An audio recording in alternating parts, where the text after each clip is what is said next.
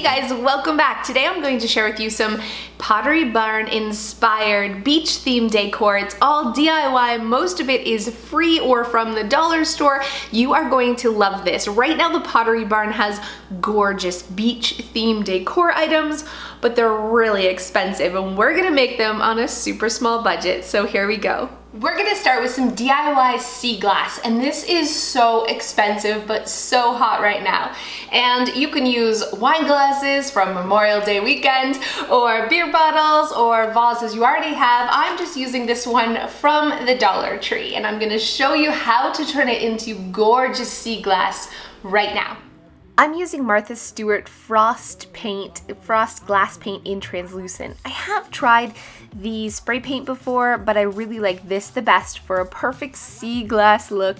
And the best part is, because I get clear, you can tint it any color you want. So I'm using 4 drops of blue food coloring, just regular food coloring, and 2 drops of green. You can make your sea glass any color you want this way, so it can really match your decor. The trick to doing this is to mix it well, and then using a sponge brush, you want to go in one direction for the first coat, let that dry, and the second coat you want to go in an opposite direction.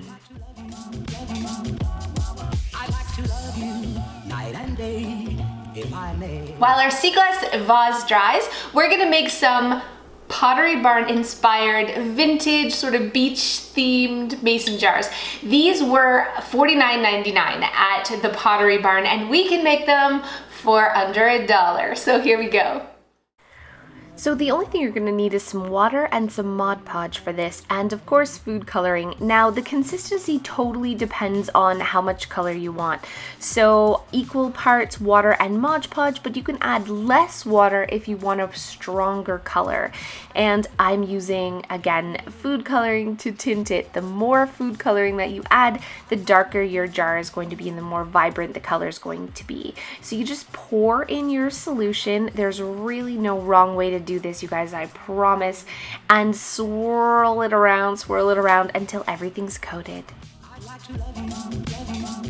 Once your jar is totally coated, it's going to look so beautiful. You just want to place it upside down on some parchment paper on a pan, and you can either just let it dry like that, or you can put it in the oven at 200 degrees for about 20 minutes. The end result is this gorgeous, like, vintage tinted jar. The more food coloring, or the thicker, so the less water you add, the more dramatic the color is going to be. But I really wanted it just to have a hint of tint to it, so it really looks like just an old vintage jar.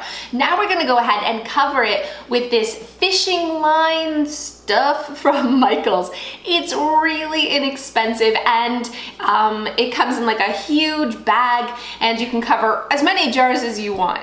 Using hot glue, you can attach your fish net to your jar and then trim off any extra. I'm going around the top with some twine just to finish it off with a dollar store seashell I glued on there, some sand, and dollar store seashells inside. You can add a candle and be done, or you can add some fake flowers. Now it's time to put our tablescape together. I just have a board here that I drilled some holes and tied this rope through so I can easily lift it. I'm adding this IKEA lantern and a starfish that I got from Michaels. You could find your own on the beach. And then adding our jars with some dollar store hydrangeas in them and our sea glass vases. And I think the end result is so beautiful. I'm going to add some more little dollar store seashells to it. And they come in a package for $1. You get a whole bunch. I'm going to sprinkle those around, and some sea glass just to fill it in. I think it looks beautiful. I'd like to love you. I'd like to love you night and day, if I may.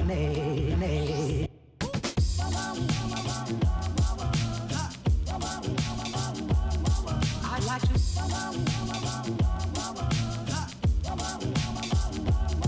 I'd like to love you every day. So thank you guys so much for watching this quick DIY. I hope you enjoyed, and we'll see you next time. So thank you guys so much who have stayed to the end. I'm making 2 videos in one today, so Stay tuned for the next video. I mean, I might post them 2 days apart, but today I wanted to talk about my hair. First of all, I cut my own bangs. I don't know why. I do this sometimes where I get stressed out in life, and we have so much stress. That's gonna be in the next end video of the next video, so make sure you watch that, cause it's pretty crazy pants what's going on in my life. So watch that video next time to see why life is crazy pants for me right now. But in this one, I just want to talk about my hair with you guys for a second, because I just cut it like 20 minutes ago before I started this video. And I had a home talk live, and so I was like, oh my god, I'm having a bad hair day. You know what? Things are kind of crappy and I need to change. Let's grab some dull scissors and hack at my head, because that always helps, and it never helps. And I do this all the time. Probably, I'm almost 40, yet I have not learned. I've probably cut my own bangs 30 times in my life, like minimum, and it always ends very badly. I don't look good in bangs. I shouldn't cut my own bangs. If I want bangs, I should sleep on it and go to a salon and get someone to do it right, but I don't, and I hack. And I always, like, when I'm hacking my bangs, I know it's a bad idea, but I'm doing it and I'm like, you know? So my face is all scrunched up. So when I relax afterwards, they're really short. So, you know, when your forehead shrinks, and then you cut them like that, and then you relax your face, and they're like doing. Listen, tell me I'm not alone. Tell me sometimes you take a pair of scissors and just, or you do the box. I do the box. Oh, I'm like, man, my roots are growing, or I want a new color. And instead of like booking an appointment, going to a salon, getting it looking nice, I grab a box and I throw that crap on my head, and it looks terrible, like brassy, horrible, or green. It never ends well, and yet I keep repeating it, and why do I do this to myself? I don't know. It's a thing. I will figure out this girl thing someday. I'm feeling optimistic.